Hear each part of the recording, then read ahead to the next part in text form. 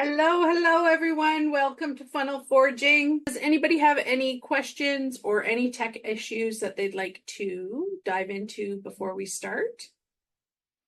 Today, the plan is to go over webinar funnels.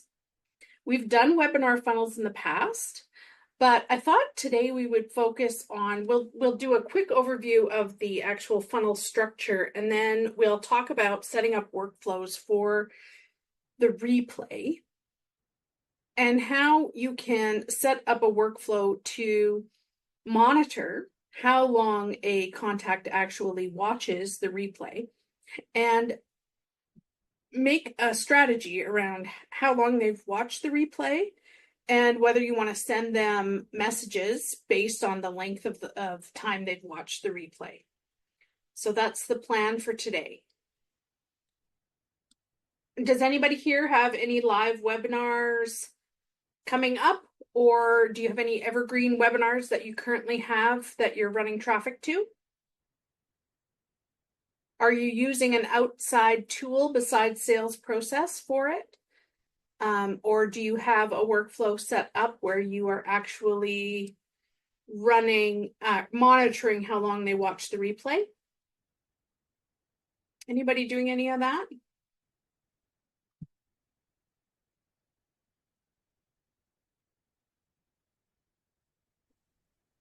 So I can't hear you, Carm. Oh, there you are. Yeah, I can hear you now. Yeah.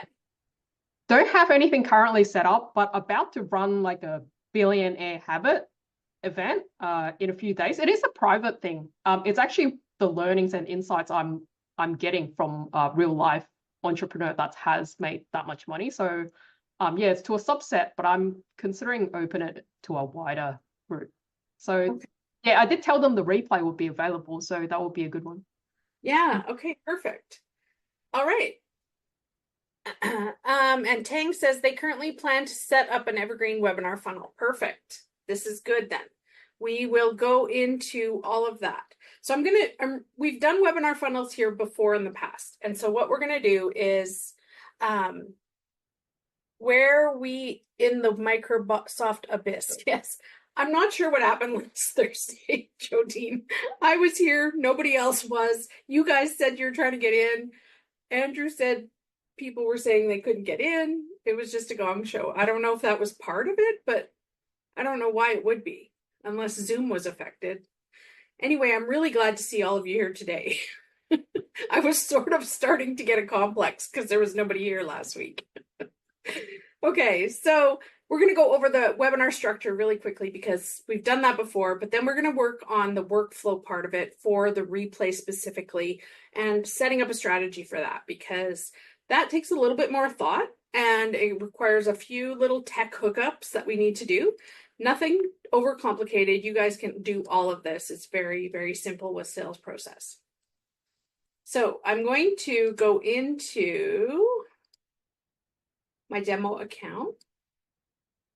And we'll go over and take a look at what the structure of a webinar pipeline should look like. Now, remember, I've said in the past, whenever I start a project, the very first thing I do is build my pipeline because that tells me everything that I need, right? It tells me what funnel pages I need, what emails I need to send, what workflows I need to create, any forms I need, all of that. So I always start with the pipeline first.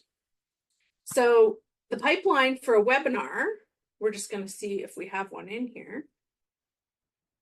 I don't really see, well, there's one here. So this looks like it's a template. We're going to take a look at it. We'll see if it, yeah, this is okay. There's a couple things that I would add in here. So definitely you want your opt-ins. This is for when they, that's what you run ads to, your lead magnet. Then you get them to register for the webinar, whether they purchase the product after they watch the webinar, whether they end up in your abandoned cart. You need to have a post-webinar flow, right? So if they missed the webinar, this is like your replay. But I would even go so far as to change this and say replay And I like to set up 4 different sort of time zones for this. Depending on how long your webinar is, usually webinars can run up as long as, I haven't seen any 2-hour webinars in a long time. They used to be about 2 hours long. They're a lot shorter now because people's attention spans are so much shorter. But I like to kind of just break the hour down into quarters. And so what I like to do is we're going to look at less than 5 minutes. And then we're going to create a stage for more than 6 minutes. And or equal to, let's say 25 minutes. Or if that's too far, we can go like 10 minutes, right? And so I'm going to move this up here. Then the next stage I'm going to make is replay is greater than 10 minutes and equal to 30 minutes. And then I want to put in here replay is greater than 30 minutes or equal to 1 hour. Equal to 60 minutes. Okay, now of course this is going to depend on the length of your webinar. And you can put even more stages in there because maybe there's because a webinar basically it's a choreographed performance, sales performance, right? And so as you're going through your webinar, there's going to be certain points that you would consider conversion points. So maybe you're talking about your marketing argument in there, or maybe you're talking about shifting beliefs in your webinar. And there may be timestamps in your presentation that you want to monitor to see if it's keeping people stay on longer. So this is just an example that we're using right now, but this is what we want to monitor, okay? So we're going to, if they drop off before 5 minutes, we're going to retarget them in a different way than if they watch between 6 minutes to 10 minutes, or if they watch from 10 minutes to 30 minutes, or 30 minutes to 60 minutes, right? And of course, we can adjust these times as needed, whatever. But this is how I would like to set up a webinar pipeline, just to get a little bit more data from my replay. Now, inside your sales process account, to be able to monitor how long a replay is watched, the video needs to be hosted inside of your sales process account. So let's go take a look at a webinar funnel, actually. And rather than scan them all, I'll just type this in and see what we can find. Okay, so I have one here that I built in the past. Let's take a look at it. All right, so we have the registration page, the thank you page, the replay page, and you have some upsells and stuff here. Now, inside of the replay page, what I mean by a hosted webinar or your hosted replay video needs to live inside of sales process. This is what I mean. We'll go into the editor and we'll take a look at the webinar page. So your webinar page is going to have a video, right? And so we want it to be, when we have our video element, so let's just say we're going to just add this in. We're going to add in our video element. And then we're going to tell the system, it automatically defaults to YouTube here over on the side. But what we want to tell them is that this is actually a hosted video. So hosted means that it lives inside of your media folder inside of sales process. Okay, so we're going to select a video. And I'm just going to grab this one. And it's That's the name of the video. You also have the opportunity to create and upload a thumbnail if you want. But we're going to save this. And this, because of how we've set this up, now we can set up triggers for how long the person watches the replay. Okay? Oh, I don't have this hooked on a domain. We'll just put this on here. Does anybody have any questions about this? Because there are other options to upload videos. You can have your video in YouTube. You can have it in Vimeo, Wistia. You can do a custom embed. You can do HTML. But to monitor it using the workflows and automations, you need to use hosted video. Any questions about that? Okay. So we're going to save this now. We've published that. And what we're going to do is we're going to go back out and we're going to just build out the workflow to monitor the replay for the webinar. So we're going to go back to our automations here. And I'm going to go into my demo folder here, and we're going to go to create a workflow, start from scratch, and we're going to title this, oh, this window is so annoying. Webinar replay. Okay. So we're going to set up a few different triggers here, because what we want to do is we want to see how long they watch, right? And so basically the trigger that we're looking for, what you can type up here is video, and it's going to be video tracking. So now we have to set up some filters and tell the system which video do we want to track. We don't necessarily have to tell them which funnel it's in, what page it's on, any of that sort of thing. We can say which video it is any of, and we're grabbing this one. That was the one that we attached in the webinar replay page. Now we have to tell the system what percentage or duration are we monitoring for, which trigger is going to fire this, right? So we said that it was less than 5 minutes. So you put in here 5, and this is the minutes. So it actually tracks in minutes, okay? So if you want to go over an hour, you would have to put like 120 minutes if it was 2 hours or whatever, right?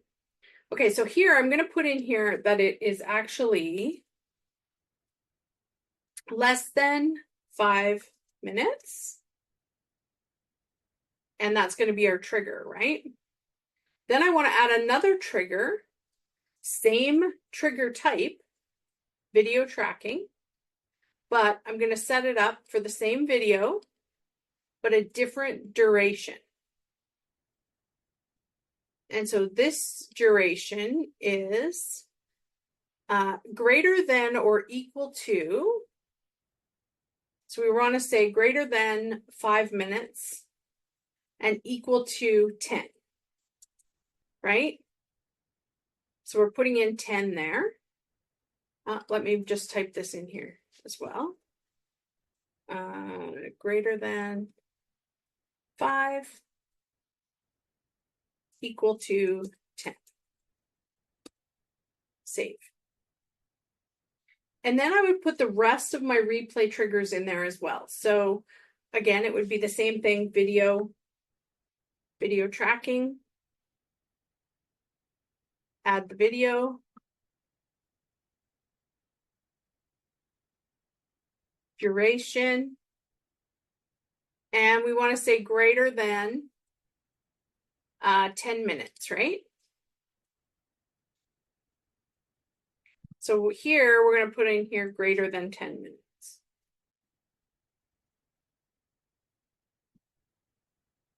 Okay. And then our last one was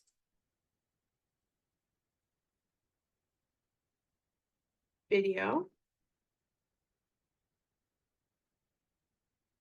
and duration, oops, greater than, and let's say 30 here, right? And let's say our webinar is only 60 minutes. So we're going greater than 30. Okay, so now we have our triggers set up.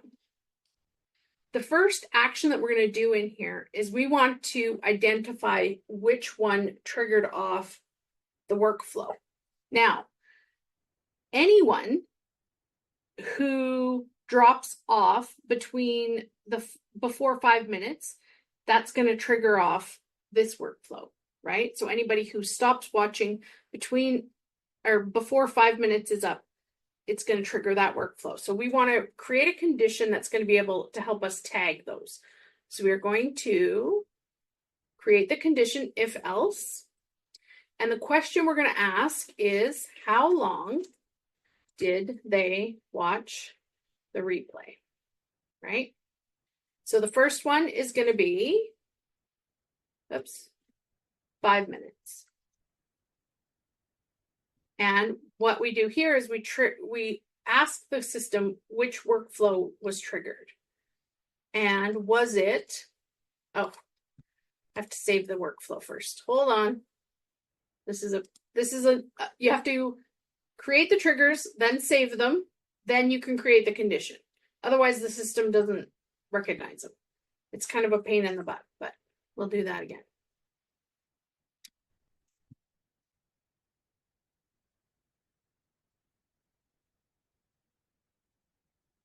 Okay.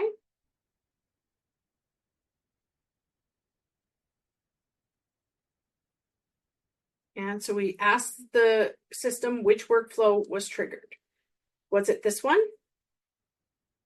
And then we're going to add another branch and we'll put the other option in, right?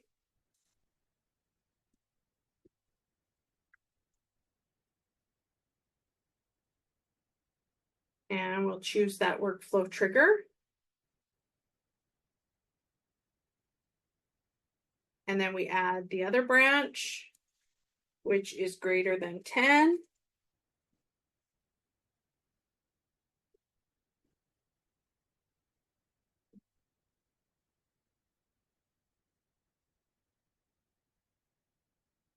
And our last branch is going to be greater than 30.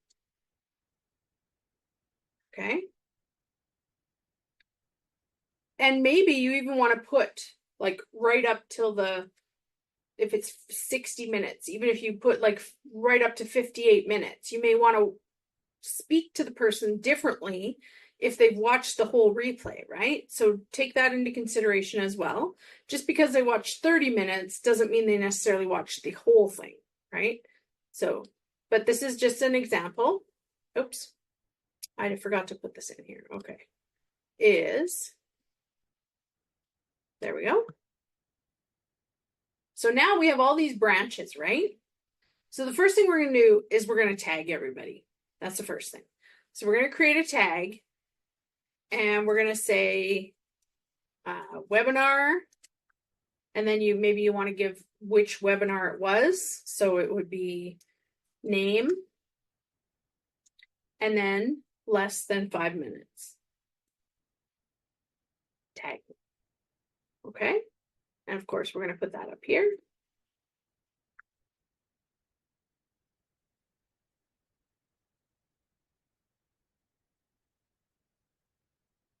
Okay. And so then, of course, we would just carry the tags across. And then you've got to think about what your strategy is. How do you want to speak to somebody who only watched under 5 minutes of the replay? I think the goal with your messaging for that is going to be you want to bring them back to watch the replay, right? You want to bring them back. So within your email message that you sent them, you're going to want to include that link to the replay page. Maybe you want to incentivize them, let them know that you can tell how much they've watched. And so you want to incentivize them to get them past your marketing argument. Know that timestamp in your replay page, understand that, and try to get them past that mark, right? So maybe there's an incentive that you can give to them let them know that you can tell how long they've watched the replay and say, if you can get to the 30-minute mark, I've got a coupon I can send you or something like that, right? You want to get them to watch your sales pitch. That's the point of the webinar. And so by using these strategies to be able to measure and monitor how long they watch the replay, it can really increase your conversion rate. Now, so we have this extreme where they've dropped off at under 5 minutes, right? What the other extreme is, let's say we can tell that they've watched at least 30 minutes, if not more. In this case, I'd almost want to have another trigger to like say, have they watched that's greater or equal to 58 minutes or whatever, so that you know that they really got close to the end. And then your messaging is going to be different then, right? Because then you can almost provide a recap of what you covered in the webinar. You can say, hey, here's what we talked about. These are still, if you walk away from this, you're still going to be left with these problems, these struggles, because you didn't purchase the solution, right? And so each step of your webinar replay strategy needs to be thought out, and the messaging that you're going to send to your customer needs to be designed in a way that will bring them back to the replay to purchase. Now, we also want to update our pipeline here as well, right? So here, the next step after the tag is going to be to update the pipeline. So create or update opportunity is what it's called. Then we're going to choose the webinar. I think it was this one we had, right? Yes. So we're updating the pipeline. We're going to put in their information. So we'll put in their name, the date, and the time. Then we're going to put in our lead value. So say the product that we're selling is $19.97. And we're going to put in here open because they haven't purchased yet, right? So in this case, I think we would want to turn on duplicate opportunities, because what we're trying to do is we're trying to get them to come back and watch the replay, right? So we want to see how many times are we recording that same contact record coming in to watch the replay. So I'm going to turn on allow duplicate opportunities because I want to watch that. I want to be able to take a look at my pipeline and see, did Joe come back and watch this replay, and how many times did he come back and watch it, right? So we're going to update that. This is going to update, we'll change this to say update webinar pipeline.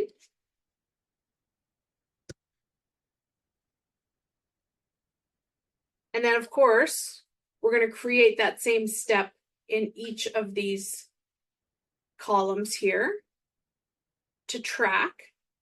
And again, I'm going to recommend that you turn that duplicate opportunity on so that you can tell if they come back in and the second time they watch, maybe they watch for 10 minutes or maybe they watch the whole thing, right? And so then you can tell, number one, is my messaging in my emails working?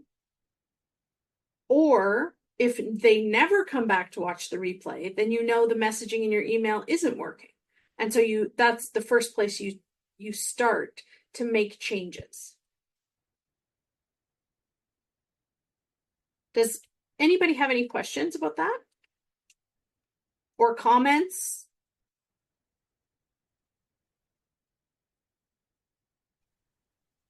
I do have a question. Can you hear me? Hi, Yes. how are you? Good, how are you? I'm well. I just had a question around the hosting part of it. So I get the video piece, and I'm wondering, does sales process have any additional fees for hosting the videos? Like again, let's say someone goes back 5 and 6 times and watches it, I'm wondering, is there a fee associated with that? Currently, there's no fee for that at all. And there's no storage limit inside of your sales process account for the file sizes. I believe there is there is limits on how big the file can be when you initially upload it. And that's just, it's not even a storage limit. It's just about the capability of the software. It can only upload a certain file size, but it's Okay. quite big. I believe it's like 20 megabytes or something like that. So it's quite big. Great. Okay. That's So I'm curious. Have you tested I'm thinking there was a YouTube. There also was Wistia. There were a couple of other options. If you yeah, do YouTube, you probably would want to make it. I'm just thinking of if let's say you didn't want to host it in sales process and you wanted to send YouTube, you just do an unrestricted like YouTube type thing, that's right? correct. Yeah. Okay. You, Gotcha. the thing with that is you wouldn't be able to set up a workflow with triggers for video tracking.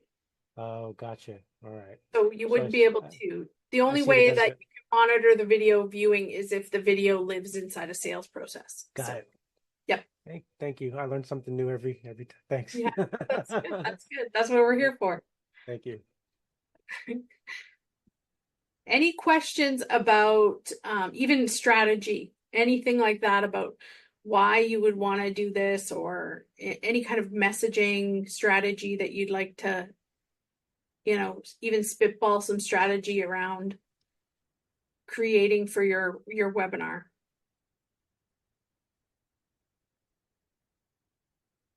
This is quite an amazing thing to set up. And of course, after you run your webinar and you do your follow-up and you send out your replay link, that's when you want to come back after all of your messaging has gone out and see what worked and what didn't. Did your messaging bring people back to the replay? Were you just using email messaging? Maybe you need to set up WhatsApp messaging or SMS messaging.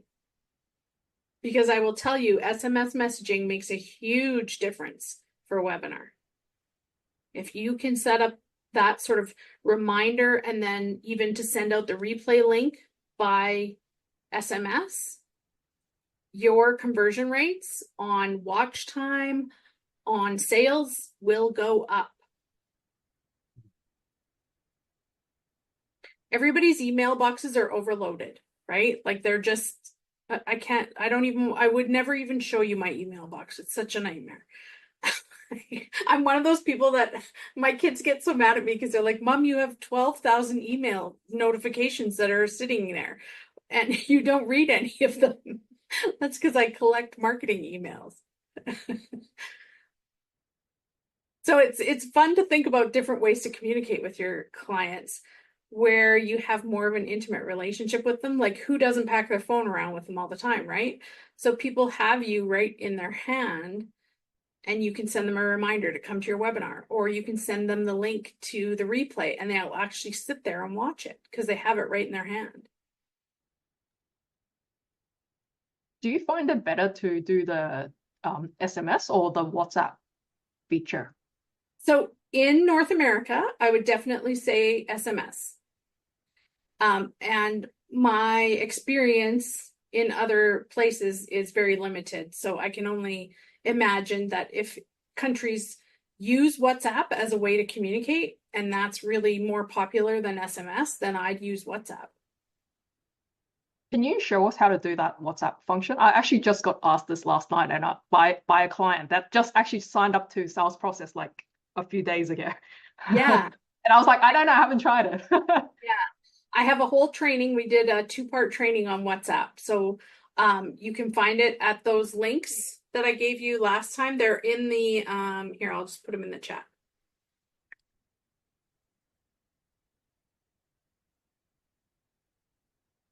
Okay.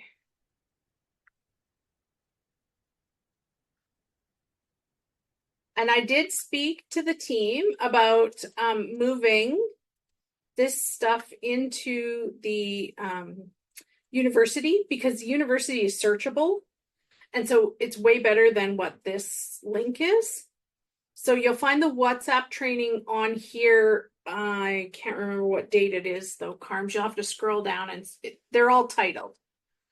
But I did talk to the team about getting this content moved into the university because at least in the university it's searchable.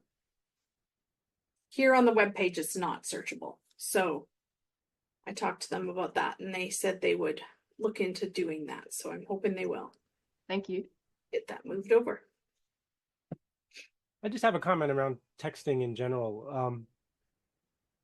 Again, for me and some of the businesses I'm aware of, a lot of folks were moving away from texting because of the A2P compliance.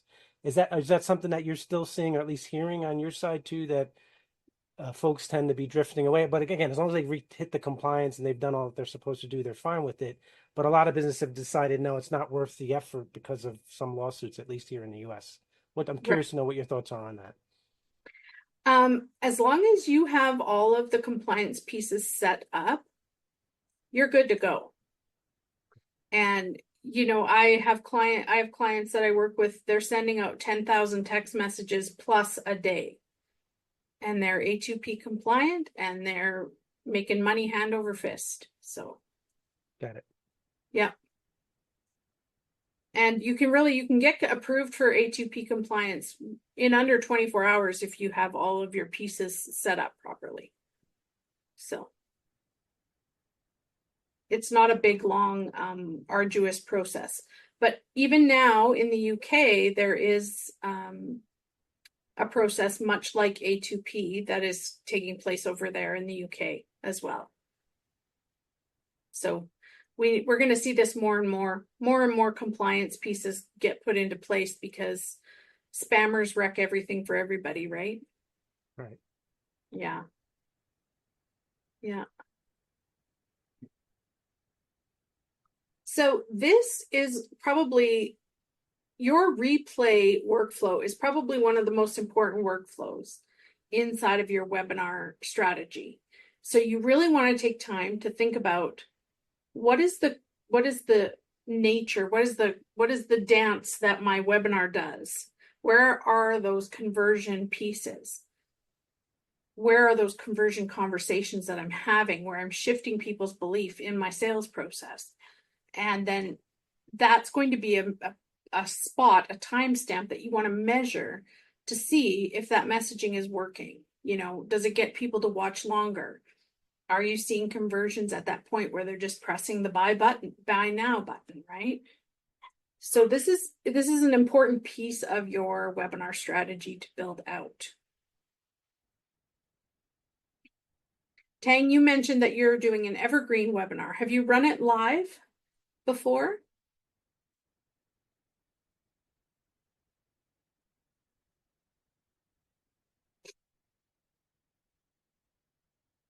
Not yet. Okay.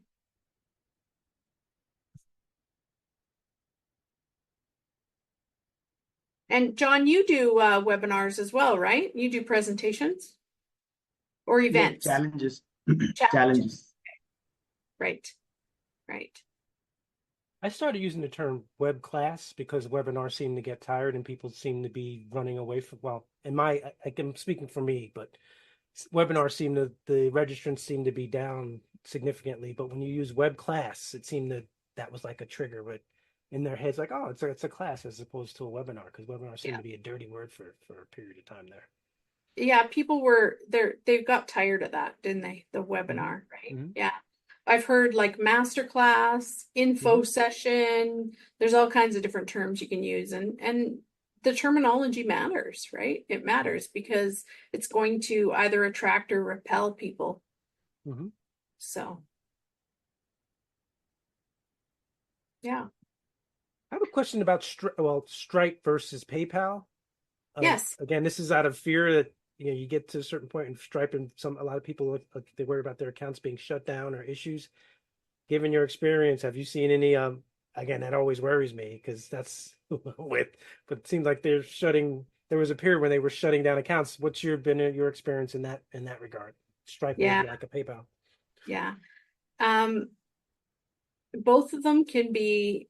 They very much lean towards customer resolution, right? So they'll usually side with the customer rather than the business owner in many cases, unless your contract is airtight and you can provide ironclad evidence that they have agreed to that payment and you've provided those services. A lot of times disputes, they automatically award them to the customer. We have a lot more options now with payment people. So payment processors. Basically, anybody can become a payment processor inside of sales process. The API has been opened up. And so if you know of someone who's a payment processor, they can apply to be part of what they call the app marketplace, and then they can be integrated with sales process. Because there's other payment providers inside of sales process now. There's authorize.net, and what's the other one? I forget. Let me check. There's a few of them actually. So there's a new one that was in from India, which was Razor. Let me see. Yeah, Really? Razor. Oh my God. Thank you so much. Yeah? I was praying for Razor Pay. Oh, there you go. It's been like this for a while, John. Wow. Okay. I'm Yeah. just on that. Okay. Yeah. Thank you. Yeah, you're welcome. I'm glad that you made the call just for that. So we have Stripe, PayPal, authorize.net. That's like that's financial institution that you can set that up. NMI, again, that's another one. Monty Pay, I'm not sure which country that's for. I want to say New Zealand, but I'm not, or Netherlands maybe, I think. Don't quote me on that. I can't keep up anymore. And then Pay Tabs is another one. But if you have a payment processor that you know you want to use, reach out to sales process support and we can set that up. Got it. No, my question was coming from a point of someone saying to me, "Well, you're setting me up on Stripe. Is that really good?" And trying to answer that question about there's going to be a lot of payments coming through there, and then you want to have this comfort level and telling them yes. So here's my recommendation. Always have a backup. Yeah. So you're going to have one Stripe account with one email address. You're going to have another Stripe account with another email address. I have 4 different Stripe accounts. Okay. Just because I always have a backup. Same with PayPal. That way, you're never left. And again, another thing you want to make sure is that don't leave your money sitting in your Stripe account. Because they'll lock that sucker down. Yeah. And you'll never get it back. Right. So as soon as your reputation with Stripe or PayPal is good enough, get it transferred right into your account as soon as you can. Okay, thanks. Because I've seen PayPal and Stripe both. They can take your money and you'll never see it again. So always have a backup and never leave your money in there. Thank you. That's my recommendation on that. Any other questions? Can you repeat that, Tamara? To have multiple PayPal accounts and Stripe accounts, is it? Yes. I have 4 different Stripe accounts and 4 different PayPal accounts, and I just use different email addresses to set them up. You can only hook up one Stripe account in your sales process account. But if one of my Stripe accounts got shut down, then I would just come in here, I'd disconnect that one and reconnect a different one. Right? Okay. So I have one question on this one. yes. See, some of my people, they prefer UPI transaction. They don't want to give their card details and all that. So now if they manually send me an UPI transaction, is there a way I can manually give them access to my course for a specific amount of time? Yes. Yeah.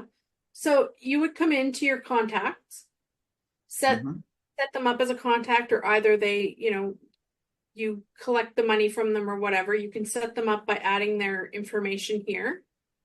Okay. And then once they're set up as a contact, you just open this.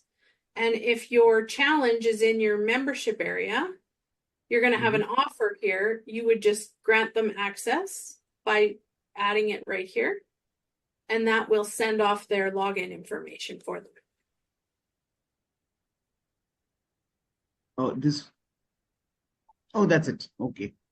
And that's it. Then they And have should I have created a separate offer for that? Is the same offer, the payment offer, is it?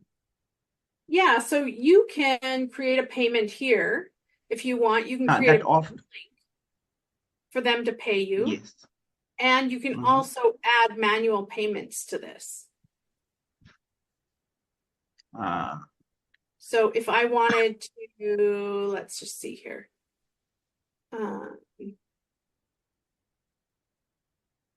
So this is a payment link that I created.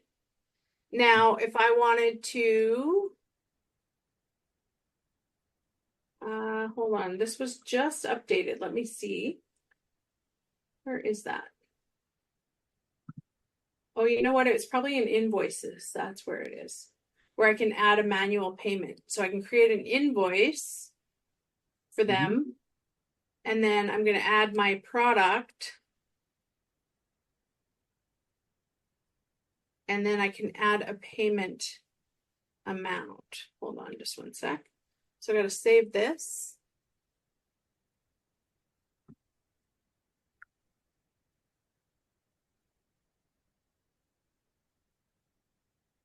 Oh, I have to add a contact.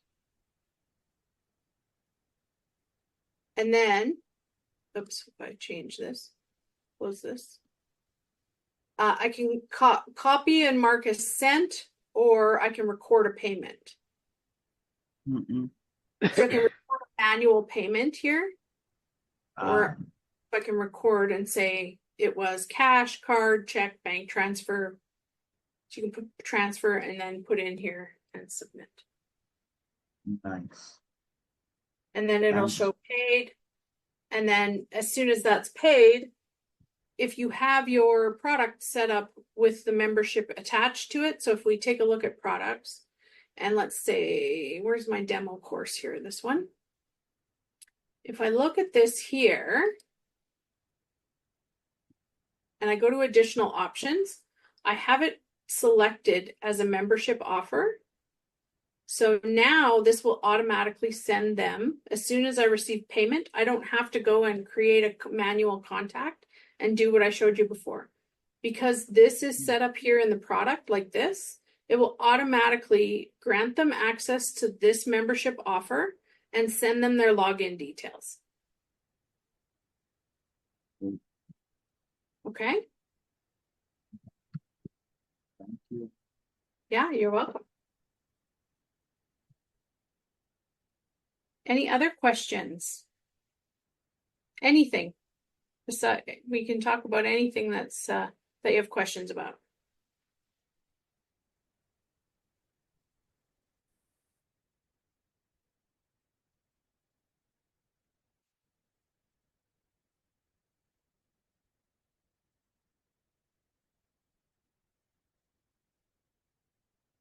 So if we take a look at well, I'll just put in here webinar. I think it's this one. Nope.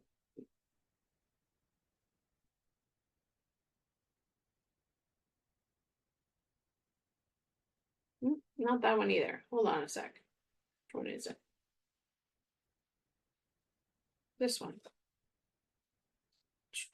Opt in. Okay.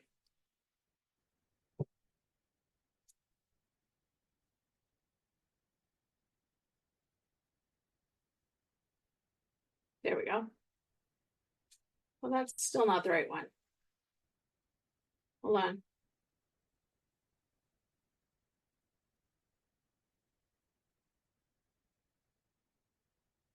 I should have given it a different name. That's what I'll do. I'll go give it a different name.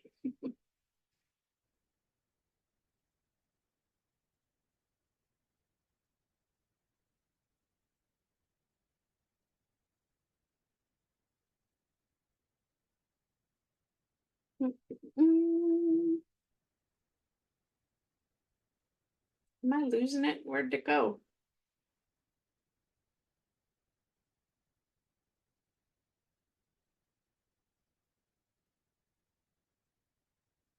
Oh, you know what? I probably didn't save it.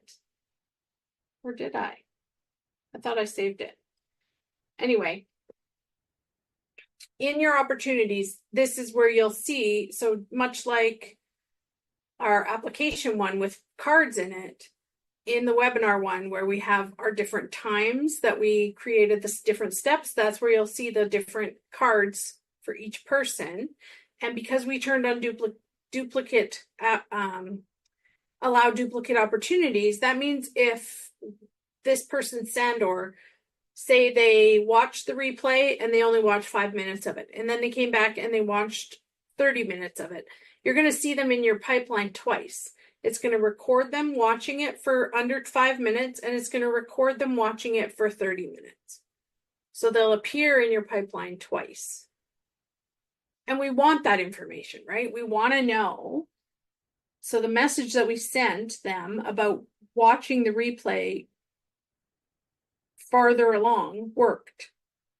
So we know then that our messaging is working, right?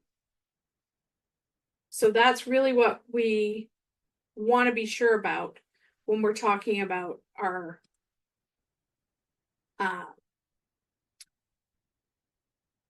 workflows. Look, I cannot talk and type at the same time. Here. So this is going to tell us whether we're sending them an email, or if we want to send an SMS, or if we want to send them a WhatsApp message. We have all of those options to talk to them when they hit different points along the watch, along the replay. So if you know that your audience uses WhatsApp, set up WhatsApp in sales process, because I guarantee you that that's going to increase your conversion rates. If you're just using email, get them to register by WhatsApp. Get them to register by using SMS. Change your communication channel and it will increase your conversion. I'm curious, Tamara, it's always good to hear another marketer's opinion on this. So your outreach to them, let's say they watch less than 5 minutes. Would you typically do like a 3, like I would design like maybe 5 emails that will go out every other day or so to try to get them back to the replay? But I'm curious, what would you do? Would you, and after that it would do kind of drop off, and then maybe once a month I just connect with them? Is that something, how would you work that particular scenario if, let's say, they only watched 5 minutes? Yeah, for sure. I would send between at least 5 to 7 emails to get them back in to watch the replay, right? Mm-hmm. And then, of course, you want to be setting up conditions to make sure that you're not sending them these reminders to watch the replay without, if they've purchased. So if they purchase, you want to remove them from this replay workflow. Okay. So that you don't keep sending them messages. Right. And you can do that. You can do that through your purchase workflow. But yeah, I would definitely send between 5 and 7 messages to get them back in to watch the replay. But what I'm really trying to stress here is that the messaging is different based on how much they watched the replay. Your message to them needs to be different. So if they didn't even stay for 5 minutes, what are you going to say in the message that you send to them that's going to be so compelling that they're going to come back and watch the rest of your replay? Right? So how can you incentivize them to watch the rest of the replay? Is it through a coupon? Is it through some extra kind of bonus or something that you can give them? Something to incentivize them to watch the rest of the webinar.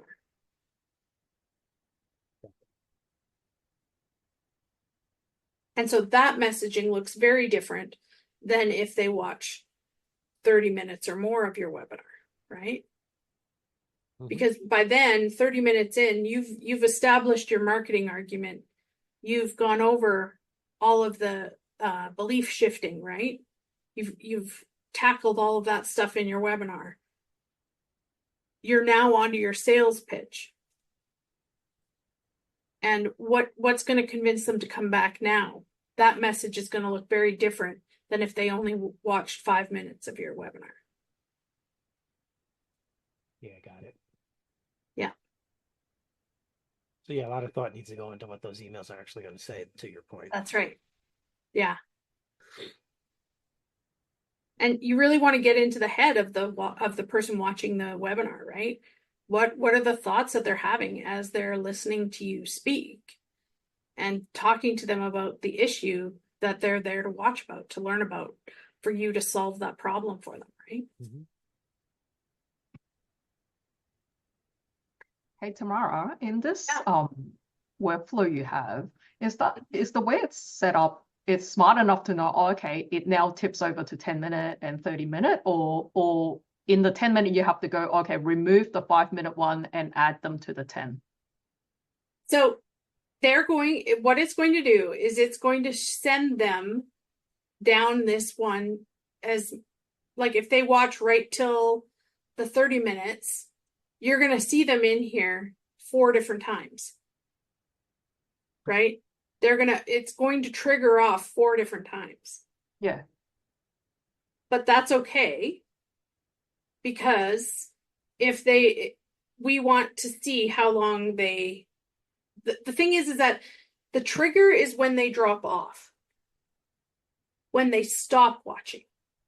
So the trigger, if they stop watching in under 5 minutes, that's what's going to trigger the workflow.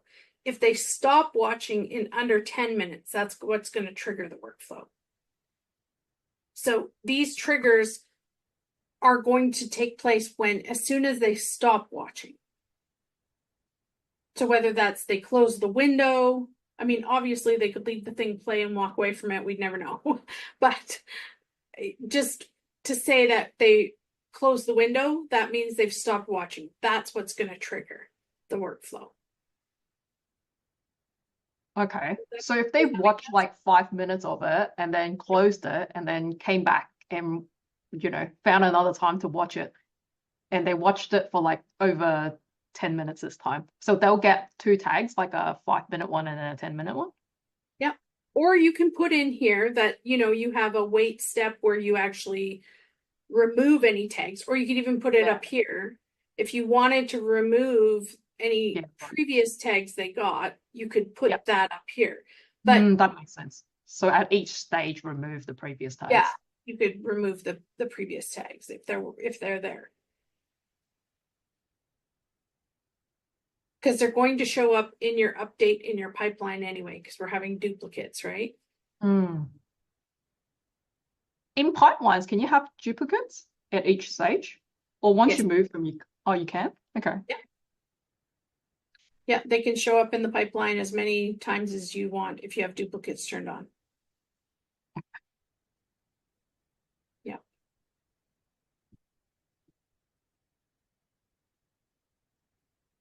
Any other questions or thoughts rolling around in anybody's head about this? I'm having some brain fog. Okay. Let's get you cleared up. What's going on? In contacts, how the heck do you create a tag? In contacts? Yeah, like if you want to put a new tag on somebody, like I'm just like obliviously blank. I can't remember how to do it. And it's kind of making me mad. You don't want to do it in a workflow. You want to just add it to them in their contacts. Right. I've got some ones that I'm manually adding in. And so I just want to put that in. Okay, so you just open their contact record. Yeah, I did that. You scroll down to your tags. And you type in the tag that you want to add. So whether it's how far down? Oh, and can we clean that up? Because like I've got like, what can we help you with? Vehicle inquiries? Like where the heck did that come from? That's from a snapshot that you must have got from someone. So no, like from the very beginning, all this stuff has been in our accounts of like, and at one point somebody said they would show us how to clean that up. Oh, like there's all kinds of like, are any of these affecting currently you? High blood pressure, low blood, pregnancy, asthma? Like, yeah. All right, so let me go to the tag one. Hang on. Let me just double check. Okay. get too hung up on that. So yeah, this is how you can add a tag manually to a contact. If you need to add more than one tag, like, so let's say you have a clean list of buyers and they purchased your product, right? And so they're all in here. You can choose this and then add a tag. And then you can select the tag you want here. So Wait, now where would by one. Oh, if you have Did a that- whole bunch. Yeah, if you have a whole bunch that you want to add all Okay. at once, Jody, you Okay, can do okay. that. That's see, that's what I was getting hung up on. I kept clicking that and it wouldn't let me do anything. So, Okay. all right. So on the other useless information that I have over here on the left-hand side, how can I get rid of that? Because it's on all the contacts. Okay, so go into your settings. And if you need to clean up your custom fields, that's what they're called. They're called custom fields. So you're going to go in here, custom fields, and it may be in a folder. And if you want, you can choose the folder and then you would have to delete all of these in here. Or So you I can have- just go through all of them and choose to delete them. Yeah, I have 112 results. So I have to go through each one of them and Were they put in folders? Did you happen to get and have them put in folders? some are the general information. There are some that have folders on the Yeah, they all look like that because under the folder it has contact. Yeah, so your contact and general information you want to keep, right? But usually. Then there's opportunity details. There's Yeah. quite a few of them. And then there's additional information. So I have to go through, but even in those, so like if I collect, let's see. All right, so when I clicked on just general information, it shows me what those general informations are, right? Yep. Oh, so additional information, it says there's 62 fields. Yeah, and so So- yours is going to be different than, say, mine. See, I only have 25.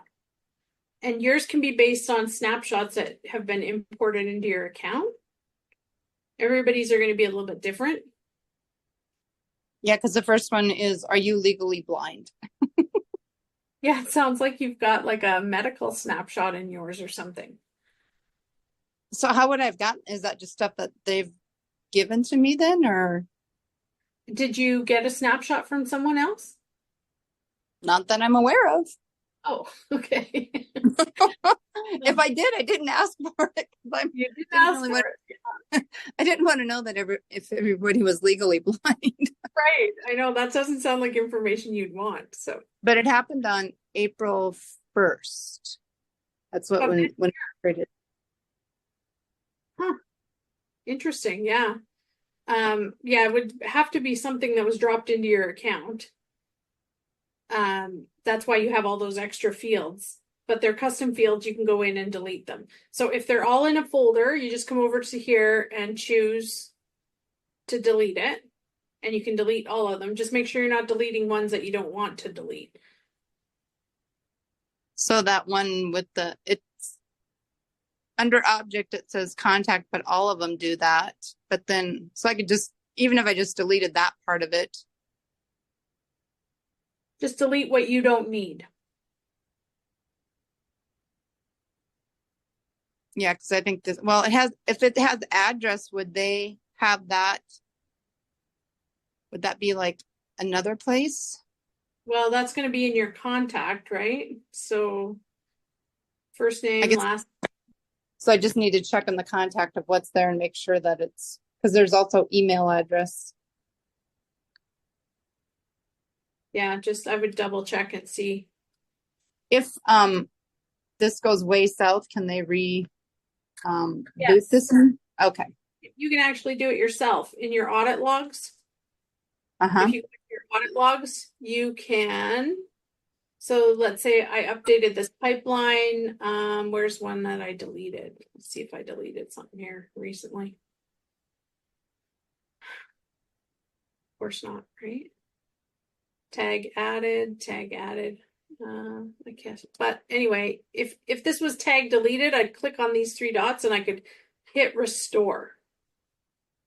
Oh, So okay. if you delete something, you can come into your audit logs and restore it. That's interesting because under contact, I'm not seeing address. So that would suck. I guess because I can't just delete the folder then, can I? Unless I add address under contact. It depends on what folder it's in. Like in my contact, I don't have address either, but I still have address on my contact records, right? Maybe it's under general. Oh, well, they've got street address. So it's under general information for me. Okay. So, Yeah. okay. So you'd want to leave that business name, street address, city, country, state. You want all of those to stay. It's just the weird ones about the blood pressure you want to get rid of. How's your blood pressure lately? Yeah, that would clean it up too. And I want to show you too, like if you're in a contact record and it's like you've got all this stuff in here that's showing, you can click on hide empty fields and then it will only show you fields that has something selected. Oh, that's good to know. Oh, sorry. Just I didn't know. but and then these are your folders here that you see in custom fields, right? So there's general information, additional info. These are your folders that you see in custom fields. Okay, so I went to try to delete this. Yeah. And so on the three abysses over on the right-hand side, the three moons, I clicked on that and it says either rename or delete. I clicked on the delete, it didn't highlight it and it didn't do anything. You might have to open the folder. Maybe it won't let you delete at the folder level. Let me see. Let me see this. So I've got to delete. See, it's gonna let me delete this. If you're at the folder level. Yep, that's what I was. And I did that. And mine's not highlighted like yours No, is. it's the same. Mine's dimmed out as well. We can't delete from the folder level. Okay, so We're you not have to special enough. you have to open the folder and then you're gonna have to delete each one, which is a but you can't even check them. You're gonna have to delete each one inside the folder. Ugh, Ugh is right. that's 62 things. Jody, maybe you should actually like download all your contacts first to see if you have information filled out in some of those fields. No, Or like I don't. empty. Yeah, no, they're all empty. Because I've looked at it. And I actually talked to Carl about it, and that was one of the things he listed of like teaching us. But we just didn't get to it. I think I'm the only one that's got all the craziness going on. So whatever was going on April Fool's Day, they sure fooled me. Yeah, you got some extra stuff in there for sure. Actually, this folder was created on February 24th. So it was dropped at the same time as my contacts and my general information. And then the email engagement was dropped on April 29th. That's bizarre. I think I joined on February 24th. Can you log like a support case and get them to delete the folder? Yeah, they know. I can reach out to them if I need to. They miss me when I don't show up. That might be faster than going through and deleting 60 some custom fields one by one, for sure. Yeah. But this is where you can do that. And also your custom values if you need to get at them, and also your tags. If you I need got to. the tags figured out. So cool. Thank you. Yeah, you're welcome. All right, guys. Well, we are all wrapped up here. Let me just check the chat. Okay. Carms is off. All right. So for homework this week, let's build out that webinar workflow. so that you can show me that you can set up the triggers for the webinar video tracking, and then use your condition to determine which branch you're going to tag and then update the pipeline. Okay? So inside of sales process, I'll see a screenshot of this, and then just hashtag sales process wins. And that's your entry for the contest this month or this week for CRM. Or sorry, this is for forging. So this is the only screenshot we have to show? Just this one, yeah. Okay. Yep. Does anybody have any questions before we sign off for the day? I have an affiliate one, which you probably don't have an answer for. Are they going to do a challenge for this month? I don't know. I'm out of the loop. Because usually by now they've started it. Yeah. So. Yeah, great question. Do they do those? I'm assuming they do them once a month, so as affiliates, you could jump on this. So, Jodine, yeah, any information or Tamara, any information that we could thought that would be helpful in terms of letting us know when they were going to have those. Obviously, the more time we have to prepare in advance. Yeah, exactly. The better. So, yeah, it's always good. I will take that feedback to the team again and let them know that you guys would like some advance notice for those so that you can get ready for sales. I did send off a email to support, and if I get anything, I'll put it in the Facebook group if I hear anything back from anybody. Perfect. Awesome. Thanks, Tamara. Bye-bye. See you. All right. Thank you very much for joining me tonight, guys. And we will see you later on this week, hopefully at the CRM Connect call. Hopefully Zoom will cooperate and everybody will be there. Thanks very much, everybody. Have a great night.